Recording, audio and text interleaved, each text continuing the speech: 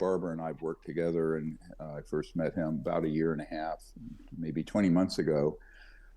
He's a special forces guy who is also embedded with a major aerospace company. Now, I know what all those affiliations are.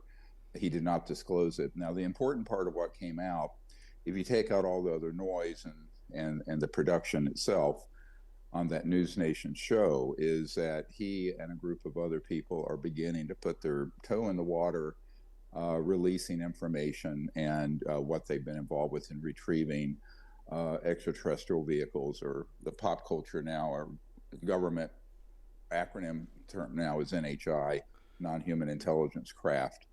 And there is a great deal more than what you saw in that episode. Stephen Greer has just weighed in on the now infamous News Nation interview with Jake Barber, where he shared that piece of a little nugget of footage regarding the crash retrieval program that he was allegedly part of for many, many years. Now, obviously, I've kind of spoken about the whole Jake Barber interview in great depth. And, I've got my opinions on Dr. Stephen Greer. I like to kind of give him the benefit of the doubt, but I do think a lot of what he says is fluff. But, that's not going to deter me from kind of talking about this. And also, I think what's important to note is I'm kind of looking over the footage. And the more I watch it, and the more I read in different places and stuff like this, the less I'm inclined to believe that footage. But that's for another video. I've got my skeptical hat on. But the first thing that we're going to take a look at is apparently, this being full transparency disclosure, right? And this comes from a lot of people talking about the entire situation. But, we've got videos from all sorts of people coming out of the woodworks, just like right here, where we've got News Nation again, really kind of like milking the content at the moment. And I can't say I blame him. Something is seen. When we reviewed what it was that the person on the roof had seen, both by drawing and by videography, something showed up. Can we see the egg? Yeah. So here's frame one. It passed across our entire 69-degree angle of view in 0.84 seconds on our sensor. It comes into frame here. So that one there does look like just an upright oval egg. Oval egg. And is that similar to what you've seen in the program? Oh, yeah.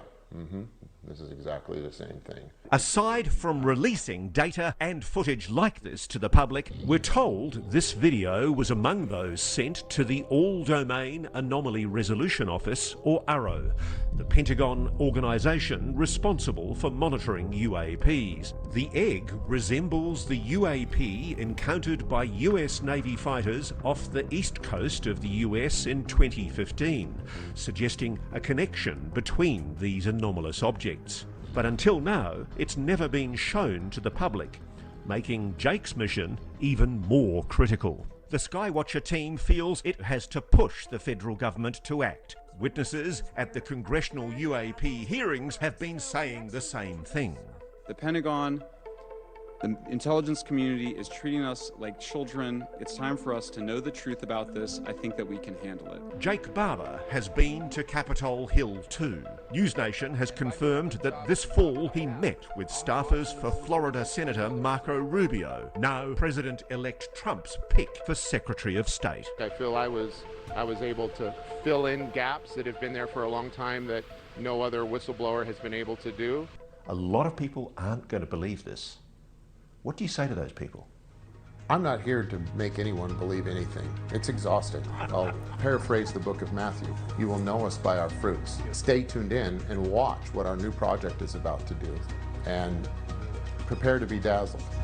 Now, I mean, that's a fair sentiment, right? You can't go around trying to prove everything to everyone, because otherwise you're going to get exhausted, and, there's going to be people, you can shout to a group of 10 over here and 100 more over here will pop up and say that you're fake or whatever, and it's impossible. It's an impossible task. So I completely respect the sentiment, but obviously, I fall in the category of needing to see the smoking gun, and you probably sat there thinking, well, Ben, you've just seen the smoking gun, like you saw the footage of it in the cradle. Yeah, but there could be... I mean, at first I was amazed and I was bedazzled and I was like, oh my goodness, this is the best thing ever. And then the more I watched it, the more I looked over it, the more they made the comparisons to these other things, I'm like, there's so many things that it could possibly be, but I don't have the answers, which then makes me, like, you know, take off the skeptical hat. I don't know, it's a weird place to be. But obviously Dr. Stephen Greer said about 3 or 4 days ago, within the next 72 hours, you know, we're going to get full disclosure, all the rest of it, we're going to get loads of new whistleblowers. And I think this was in reference to Jake Barber. But I'll kind of give you a rundown of what was said within the Stephen Greer podcast, and I'll give you my thoughts and opinions from a skeptical standpoint regarding it. But you know, first of all, he goes over Jake Barber's testimony and its impact with News Nation.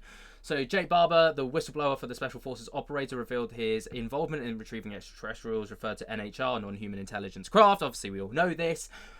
Greer acknowledges Barber's credibility and patriotism, but highlights the dangers whistleblowers like him face, including legal risks and physical threats. Now, obviously, Jake Barber did say within his time with Ross Coulthart that he already had a situation where he feels like him and his team were put into a very, very risky situation to try and get rid of them. Now, whether that's true or not, I don't know, but that's what he's already said to Ross Coulthart, so I guess he already knows the risks. But Barber's claims involve recovering advanced alien technology and experience profound physical and psychic connections with NHI craft. Obviously, you know, there was a lot of issues with radiation and stuff as well, apparently, from these craft. Moving on, though, Dr. Stephen Greer goes on to talk about challenges in disclosure. So he critiques the slow progress of government protections for whistleblowers, such as amnesty and safety guarantees. He also emphasised the need for robust legal frameworks to prevent whistleblowers from being prosecuted or even harmed. Greer criticises the News Nation show featuring Barber, suggesting it lacked depth, introduced inaccuracies, and failed to provide sufficient context. Now, this is not what I saw coming. I thought Dr. Stephen Greer would have been all over this like a rash, right? He would have been blowing smoke up the arse of Ross Coulthart and Jake Barber. He obviously says, you know, within the interview that he knows Jake Barber and he's worked with him for the last like 20 months or so. But I expected him to be blowing smoke up News Nation's arse, but I didn't expect him to be very critical of them, which was very interesting. Greer then goes on to use the term disclosure mosaic to describe the complex process of piecing together information from hundreds of whistleblowers over decades. He notes that each whistleblower, including Barber, has a narrow perspective based on their specific roles in classified operations, and Greer stresses the importance of synthesizing these fragment accounts into broader, coherent pictures. I actually think I agree with like Stephen Greer here. And then he goes on to talk about the human and non-human technology. So Greer distinguishes between the authentic alien craft and man-made replicas developed by corporations like Lockheed Martin, Skunk Works, or Northrop Grumman. He warns that the man-made craft are often used in deceptive operations, including false flags to mislead the public about alien threats. Some man-made craft use experimental nuclear propulsion systems, leading to radiation-related injuries, as seen in cases like Cash Landrum incident, and also with Jay Barber's incident as well. You know, he mentioned some radiation issues as well. And apparently that's why he's got no hair.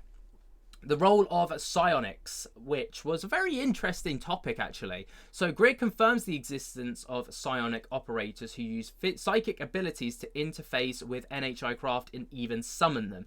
Psionic programs involve advanced consciousness matter interface technologies, but are described as dangerous, with high physical and mental tolls on the participants. And Greer contrasts his own Close Encounters of the Fifth Kind initiative, which promotes a peaceful contact with extraterrestrials, against the military aggressive use of psionics to capture and control alien craft.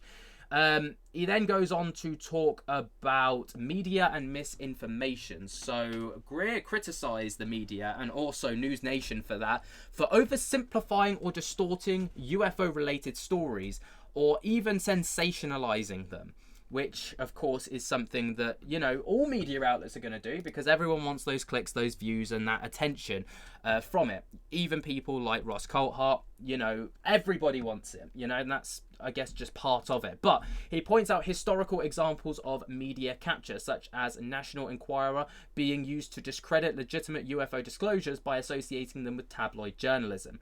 Greer warns that such misinformation can shift a narrative from peaceful contact to one of fear, conflict, and manufactured alien threat. There's a lot that's been talked about, but the radiation and health risks was another thing spoken about. So Greer clarifies that injuries reported by Barber and his team were likely caused by exposure to man-made nuclear power craft, not extraterrestrial technology.